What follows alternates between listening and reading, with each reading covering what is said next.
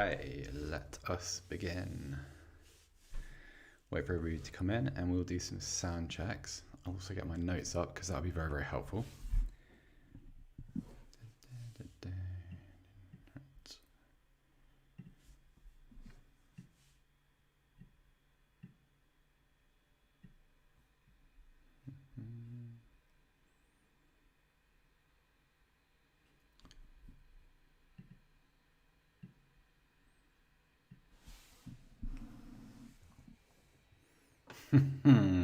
Evening, Thomas. How are you? You're actually the first in. Hello, Perry. Very nice to see you again.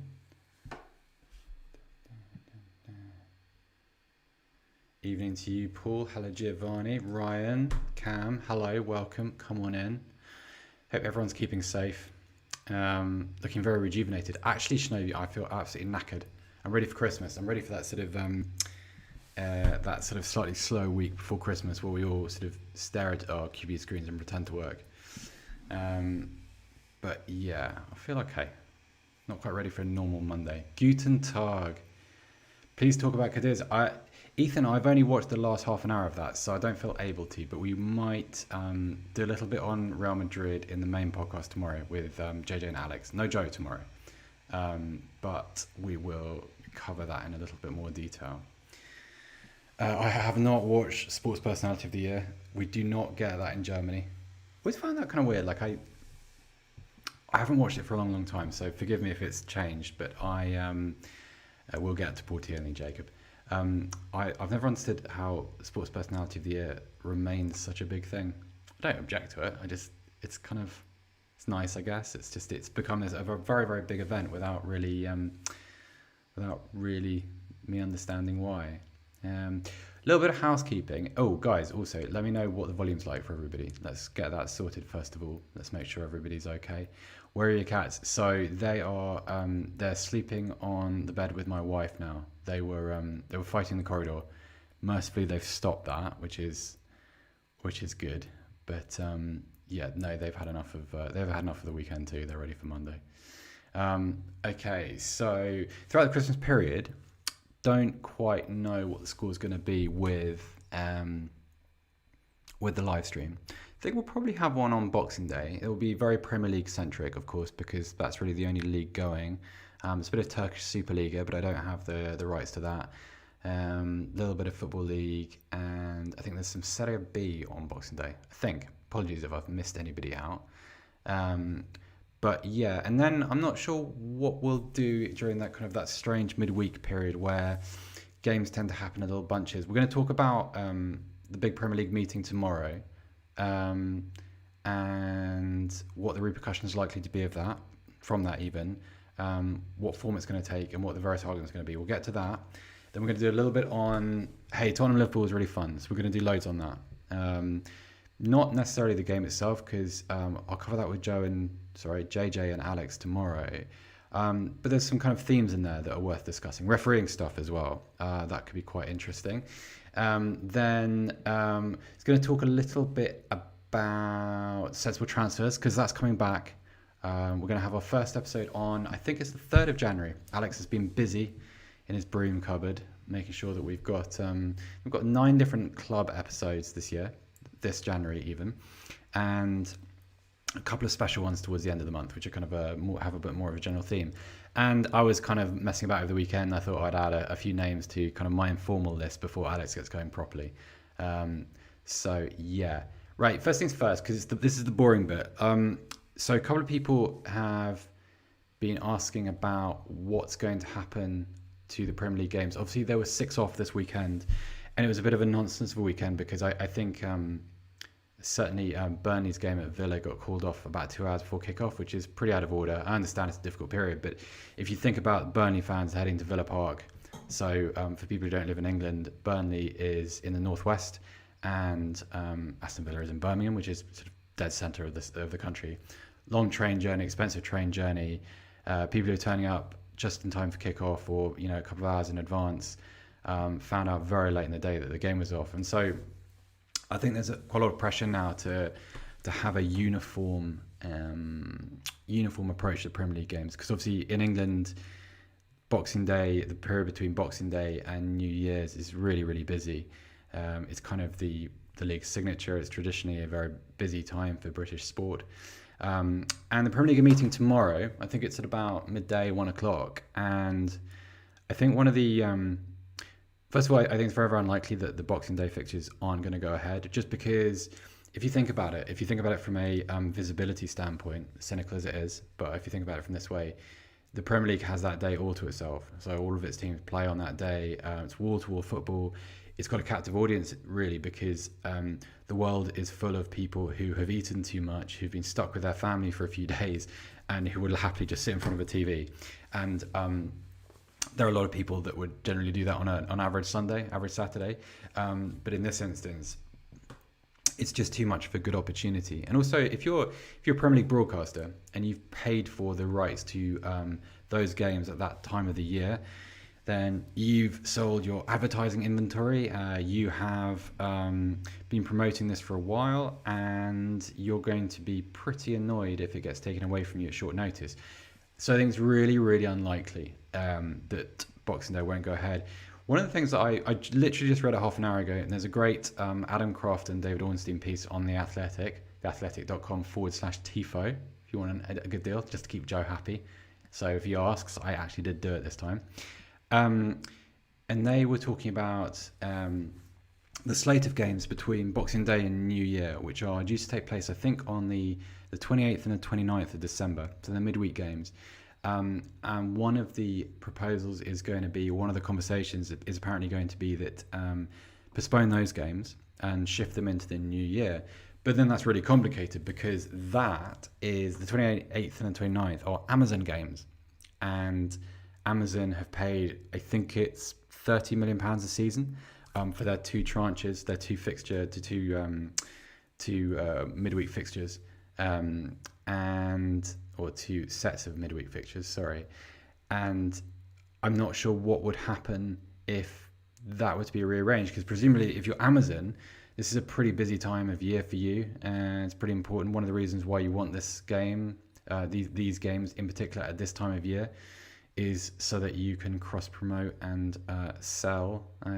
So that's really, really complicated.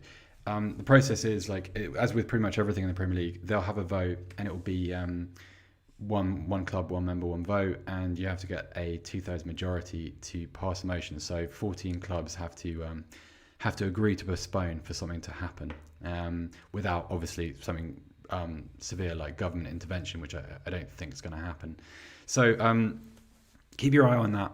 I think there will be midday tomorrow, UK time, 1:00 tomorrow, something like that. So an announcement at some point during the afternoon about what's going to happen. So fingers crossed. Let's see if we get some Christmas football.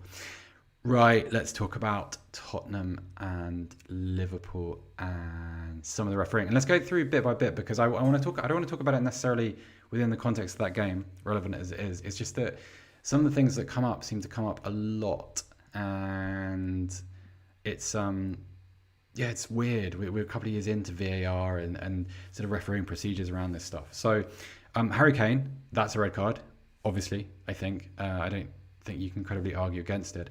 What seems strange to me, and I think a lot of people would agree with this, is there are some instances for which there seems to be a long time dwelt on the VAR footage, so the review, whether it be at Stockley Park or on the pitch side monitored by the referee. You have that period where even when it's being decided what is and what is not a serious error or a mistake that needs to be overruled, some instances are subject to greater scrutiny. So with Kane, it didn't feel like there was any sort of dwelling on that, because if you watch that footage back, if you saw, for instance, and I think everyone who saw it in slow motion afterwards or saw a proper replay from the right angle saw that it was high, it was studs first, it was reckless and endangered opponents. So it fits all the criteria of what a red card should be. And yet there was no proper inspection of it, which I found quite weird. I was among the group of journalists who were invited to Stockley Park in the July before it came into English football, and these things were never really discussed because nobody. It was presented as being very, very straightforward, and yet a couple of years in, we still have these weird little, not loopholes, but inconsistencies. I think I would say, the Robertson one. A couple of people don't think it is, and I think the way to look at that is they're both red cards, but for different reasons. Like Kane's is a bit more obvious because of the high foot, but in the rules, there are terms like excessive force or endangering an opponent. And I think if you look at that tackle on Emerson Royale, I think you could probably fairly easily argue that that's quite an unnecessary amount of force, and he could have he did endanger his opponent, in fact. I think it's also one of those actually where Andy Robertson's pass probably worked against him, because he has got away with the odd moment in the past, and I don't know, like he has a little bit of devilment to his game, it's a good thing because it makes him the player that he is. He's a wonderful footballer. But that could have been one where a referee saw something and I don't know, or it became worth a second look on VAR because of, I don't know who the Stockley Park VAR was for that game, but it was just I think that was fairly, very cut and dried. But I think one of the problems VAR is a PR problem, because every year we've had a little, well, not even every year, but every sort of couple of months we've had little tweaks and adjustments, and low bar, high bar. Let's change what it means to be mistaken about something, and yet you kind of, because of the way it's displayed and because of the way television footage is presented, you're always going to have these moments which really antagonise supporters. So that the second Liverpool goal, like by the letter of how VAR is being applied this season, it's a goal, because the handball thing is no longer, you can't search back into the play and find. Do you remember the Declan Rice handball against Sheffield United a few seasons ago, when it was kind of when the ball rebounded into him and it was given as a handball. I think Jared Bowen scored, and it was ruled out. So the idea is that even when someone handballs it, which Salah did, if it doesn't go directly in the goal or directly to a teammate who then scores, then the handball doesn't count. It's not sort of, it doesn't disqualify the goal in the way that it used to. But then it's asking fans to be, I think, to play dumb to something. Because if you're a supporter, you see the handball and you think, well, I've got used to this, to the pedantry of the last few years, and as a result, like, that's a free kick, that's not a goal. And I completely understand that. Like, it was a goal that Liverpool ultimately deserved. There are a lot of good chances, but I think it speaks to a situation whereby I think VAR has to settle on an approach and allow people to rage against it, but to get used to to its frustrations, to its irritating qualities, because that's the only way you're going to become desensitized to it. Sounds like the way people say getting desensitized to violence on, like, in films and stuff, but it is the same principle, isn't it? If you change everything every season, if you adjust how things are being interpreted, then every year you start from zero, in effect, because Ethan, you're quite right. Deliberate handball, yes, but I don't think you could argue that Mohamed Salah is that's an accidental handball. So it's difficult, because you have to allow people to understand it and to rage against it for a little bit and then settle into it. So you have to come across this formula eventually. It's no good just adjusting what VAR is and what it means every single season, and that was in evidence today. But it was it was great fun. Like, I don't want to talk about Spurs, because I think we'll probably do that in the podcast tomorrow. A couple of people asking about Dele Alli. Is he back? I don't know about that. I think Dele Alli. One of the best comments I saw about him a couple of weeks ago, from a former Tottenham blogger called Spooky. He said, I'm paraphrasing, but he talks about how, he'll always love Dele Alli, but it's time for somebody else to love Dele Alli, and it is. It's kind of, it feels like it might be time for him to have a new club, and also it's just one game, and I think it's kind of like, it's easy to be seduced by games like that. For a side like Tottenham, a couple of caveats there. There's no Van Dijk, which is hugely, important for Liverpool. The midfield has been decimated. There's no Jordan Henderson there. There's no Fabinho there. There's no Thiago there. And also, even the players that were were in the starting lineup for Liverpool, they've been hit badly by COVID. And while they may not have been, infected with the illness themselves, it would no doubt have disrupted training. Also, Liverpool played 4 days ago. They played midweek against Newcastle. Spurs, I can't even remember the last time Spurs played, I'll be honest with you. They've had 3 games off in a row. So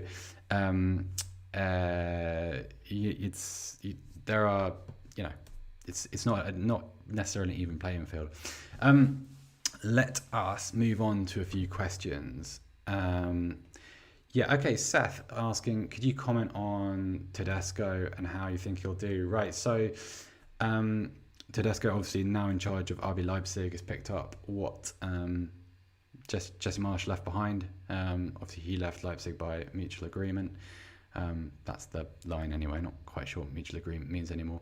I think Tedesco, maybe this is something we'll revisit properly in a few months' time, just because my own perception is that I'm still not sure what Tedesco is, and I'm still not entirely sure what that Leipzig squad is, because there are some really interesting pieces. There are some very obviously good players there. We've talked about Andre Silva before. We've talked about Christopher and Cuckoo to death.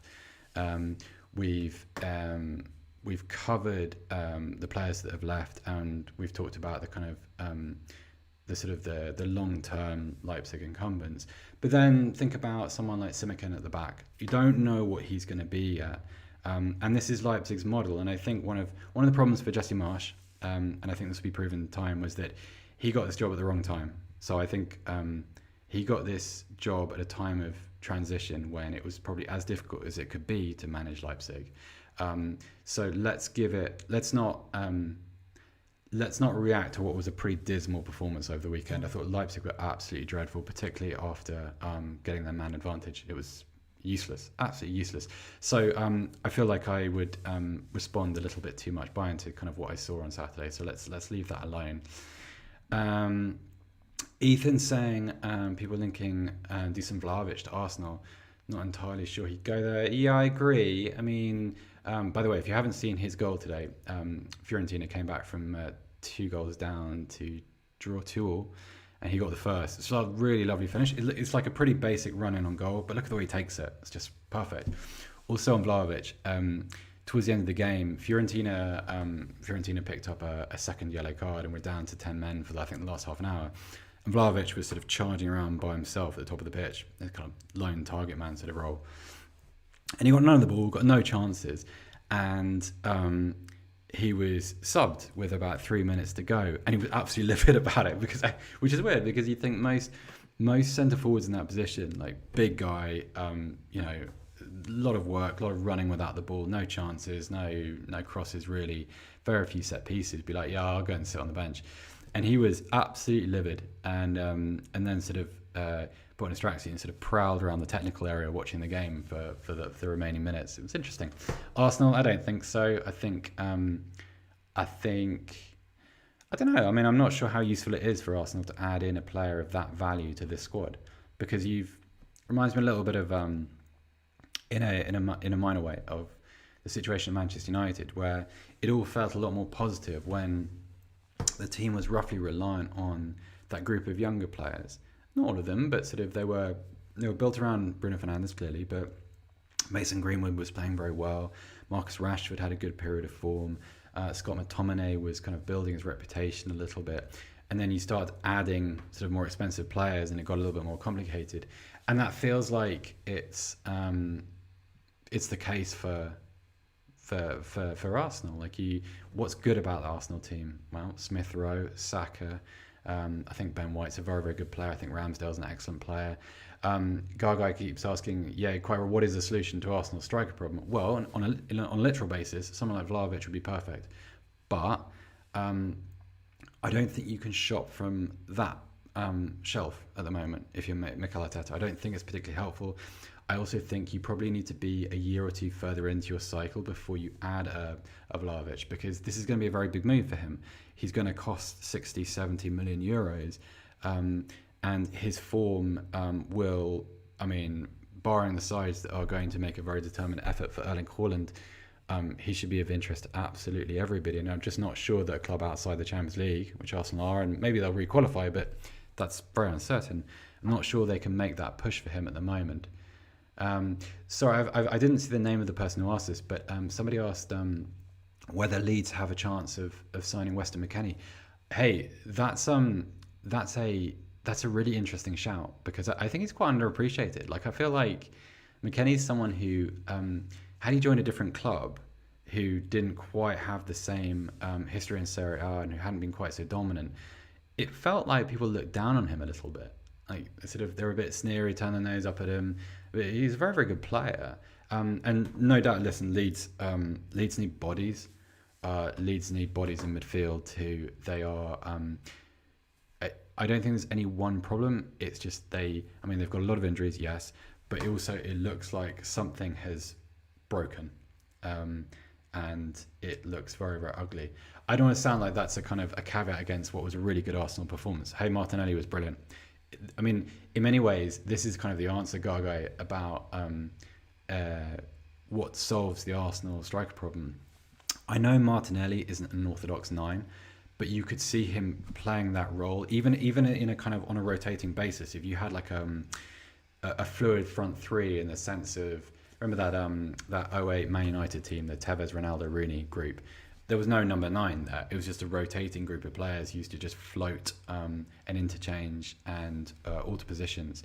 And like Martinelli, if you had a couple more players in his style, that is a very, very good player. Keeping him fit is important. I always feel like he's a bit fragile. Yeah, Simon, you're quite right. Arteta is 1 or 2 years into the cycle, but it feels like, and I agree. Like if I was an Arsenal fan, I think I would probably get a little bit frustrated with some of the kind of like, process. But it feels like some things are changed for the better. I think the Aubameyang situation, while rather drastic and probably it's going to end up being quite complicated, very contract, very Ozil-like situation. I think there is an improvement there. I think Arsenal are getting better. I think there is a tendency to get a little bit carried away after a couple of results, like beat a bad Southampton team, beat a kind of broken Leeds team, and all of a sudden there's a little bit of an overreaction. But I think it would be a little bit churlish to say that they aren't improving. Hey, Don Duda, Scamacca or Schick? Patrick Schick is having a wonderful season in the Bundesliga. Leverkusen aren't...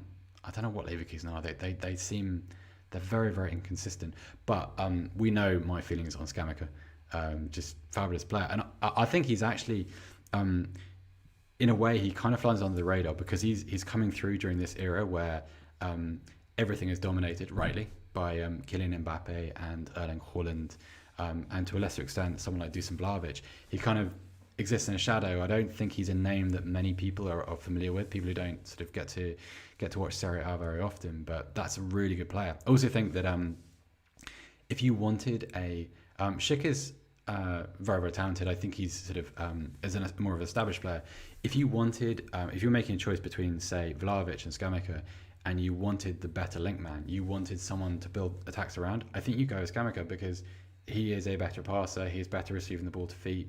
I think he understands how to use his body a little bit better at the moment. Not to say that Dusan Vlahovic won't develop that. Vlahovic is a better finisher, no doubt about that. But interesting. There's a sort of a really cool kind of alternative group of centre forwards coming through, which is kind of fun. Robert asks, how are Greuther Fürth getting on? So, picked up another point at the weekend, drew 0-0 with Augsburg. They won their first game last weekend, and then they got a little bit... I mean, they got beaten 3-0 by Dortmund at the Westfalenstadion, but after making things very difficult. So they're pretty tough. I mean, they're a team of... And I mean this in the nicest possible sense. I don't mean this to be derisory, but they're a team of nobodies. They're a team of players that probably belong in the Zweite Bundesliga. They're very hard-working. It's very honest, very sort of scrappy team. And they made life really difficult for Dortmund. I think it was Tuesday or Wednesday. And to the point where Dortmund were getting whistled on their own pitch. They're really poor, and they won 3-0, but they ran up the score towards the end. They're going to go down. I just think they're not going to score enough goals, and they're not going to keep enough clean sheets. But they're not embarrassing themselves. I mean, they will take a few humblings between now and the end of the season, but they're it's a kind of an afternoon and not afternoon, sorry. It's a season in the sun, isn't it? Albeit in a very cold, very wintry Germany with lots of bad pitches at the moment, so not that much in the sun. Rory, they probably won't win the Bundesliga. I think I'll probably take Bayern Munich. Andreas, hey, why would Barcelona want Edison Cavani? Couple of things, because this is really interesting and it's something that Joe and I talk about sometimes. Edison Cavani, as a centre forward, he's always been second fiddle to somebody throughout his career, hasn't he? He's always had somebody ahead of him, whether it be a Neymar or for his national team, a Luis Suarez, or there's always somebody that sort of attracts a little bit more attention. But think about what he's good at. Think about his movement. Think about the intensity with which he plays. Also, and I think this might answer the question better in relation to Barcelona. Think about why. Think about the kind of example that he would set a very, very young group of players, like hard-working, right, really gifted, but ultimately a really blue-collared footballer who grinds and works and presses and hassles and harries and tries to win every ball. And that is something that Barcelona don't necessarily have in the number 9 role.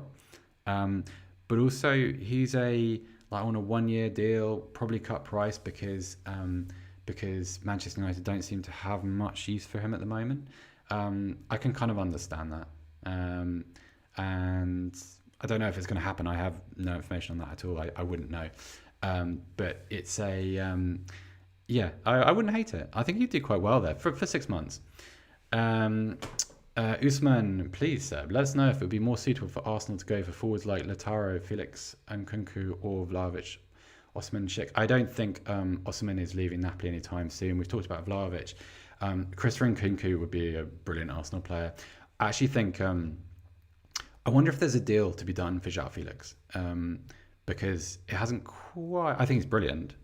He's off form, but I think there is a brilliant player there. But hasn't quite worked out for him at Atletico. But then I suppose you could say that of a lot of people, which is interesting because that brings me on to a tiny little bit, which is I wonder if, given the time back, Atletico would still do that deal for Antoine Griezmann, because Griezmann's still a great player, don't get me wrong, but if you're in that situation, if you're there and you allow not Barcelona off the hook, but by taking Griezmann, even on that loan and even with the kind of pretty favourable conditions, I think the compulsory purchase agreement only kicks in after the second year.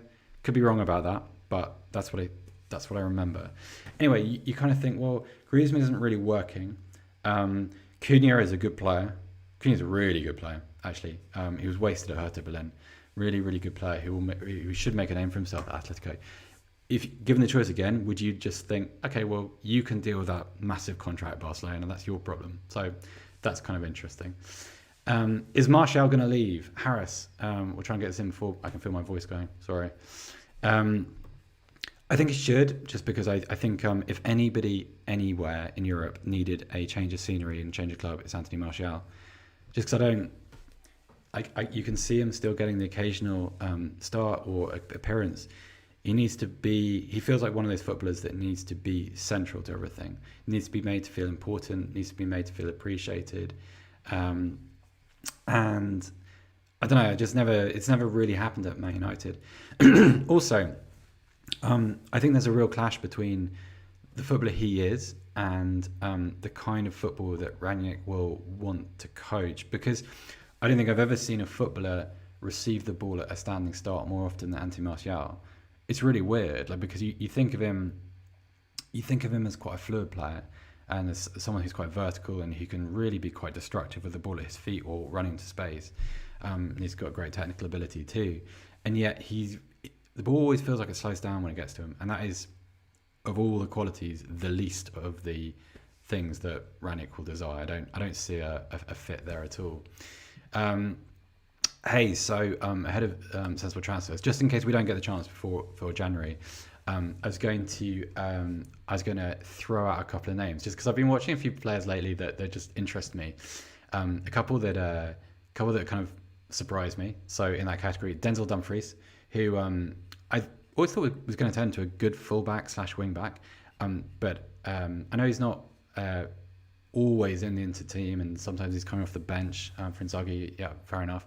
But the quality of his passing has really surprised me. And the quality of his attacking play is really interesting. And I think he's keeping some pretty good company in that position. Now he's 25, developing into a really, really good player. A guy I've seen a little bit over the last few weeks is Beto from Udinese. So up until I think as recently as 2019-20, he was playing under 23s football in Portugal. Had a full season in the Liga Norte, and then he's at Udinese initially on loan, but I want to say that there is a compulsory purchase agreement at the end of the contract if he achieves certain things. Anyway, he almost certainly has because he's scoring lots of goals, and he's really if you get the chance to watch him because he's not obviously great. He's a bit awkward. He does silly things, like occasionally like miscontrols the ball like you or I would. He's quite a big guy, so he's quite physical, and occasionally he can look a little bit clumsy, but he's really effective. Like I don't know, I can't think of a player to compare him to, but he's interesting in the kind of what is he going to do next kind of way. A bit more refined, Matthias Fanberg, who plays for Bologna. He's a very good player. He's 22, Swedish. I suppose I need to see a little bit more of him to kind of know how good a passer of the ball he is, but he's a really good carrier of the ball. He's good defensively, kind of a central midfielder. So any team that kind of looking to get a little bit of sort of forward thrust from that position, that would be a good look, I think. And one more, I'm going to be boring and pick a sort of a player that's played his football in Hamburg a little bit. So Rodrigo Salazar, who is now at Schalke on loan. He's from Eintracht Frankfurt. He spent last season at St. Pauli, was excellent, and is having quite a good season at Schalke, but not quite as good as last year. Really good player. He's Uruguayan. One of those central midfielders that feels like he's got really delicate feet, really cultured passer of the ball. Also has that habit, which is always useful, of just appearing in the box. Will score goals with his head. He'll capitalize on second balls and rebounds and those kind of things. And he's he's good fun to watch. I don't know how good a player he'll be in the Bundesliga, because it's untried at that level. He played in Poland before he came to St. Pauli. He was on loan at a place called Corona Kielce. But good player, so watch out for him. And hey, what would the live stream be without a Farid Aladou update? So his contract at Haasval expires at the end of the season, I think. So there's a bit of a controversy about what's going to happen next, about whether he takes the jump to the Bundesliga now and signs a pre-contract agreement and goes at the end of the year, or whether he extends. So whether you like it or not, I'm going to keep you up to date with that. All right, okay, so we've done 33 minutes. Guy, actually, we'll do one more because this is interesting. Seb, is Tomiyasu the most underrated signing of the Premier League this season? I don't know about that. But what I will say, and I saw Ian Wright tweeting this, is that when Tomiyasu signed, there was that sort of moment on Sky Sports where he was being mocked by some presenters, be like, oh yeah, agents chopping him around, and never heard of him. And I think it's incredibly unfair. He had a very decent reputation in Italy. He wasn't spectacular. He wasn't a standout fullback, but he was a very respectable player. And he sort of came in with this sort of backdrop of negativity and kind of rather snide remarks. And hey, Ian Wright called that out, which is pretty good. And Tomiyasu, good player. Hey, by the way, Gaga, if you watch, there is definitely a hint of the Serge Aurier to his throw-in technique. He will be done for a foul throw before much longer. It's not sure what's going on there. Other than that, good player, but needs to work on it. Anyway, guys, listen. Have a lovely Christmas. Stay safe. Try and get the jab if you can, if it's available to you. My wife and I had it this week even. Knocked us for 6, but glad we did it. So if you get the chance, do that. And stay safe. And we shall hopefully see each other on Boxing Day. Bye.